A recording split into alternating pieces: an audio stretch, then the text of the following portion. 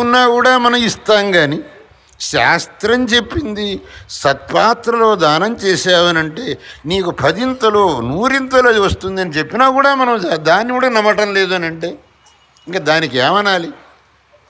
కాబట్టి ఇదంతా మనం ఎక్కడ మొదలెట్టాము అని అంటే అహంకారం పనికిరాదు. డబ్బును చూసుకొని మనం అహంకారపడుతున్నాం. ఈ అహంకారం మనకు పనికిరాదు. ఈ డబ్బు వల్ల మనం కేవలం అకార్యములు చేయడానికి ఈ డబ్బును వినియోగించకూడదు, సత్కార్యములు చేయడానికి ఈ డబ్బును వినియోగించాలి. కాబట్టి ఆ అహంకారం అనేది మన మనస్సులో లేకుండా ఉండేట్టు మనం భగవంతుణ్ణి ప్రార్థించాలి. ఎప్పుడైతే మన మనస్సులో నుంచి అహంకారం అనేది విడిపోతుందో అప్పుడే మన వల్ల తప్పు పనులు జరగవు. అలాగే మరో ప్రార్థన ఏమిటి అని అంటే మనస్సులో ఆశలు ఎక్కువవుతున్నాయి మనకు.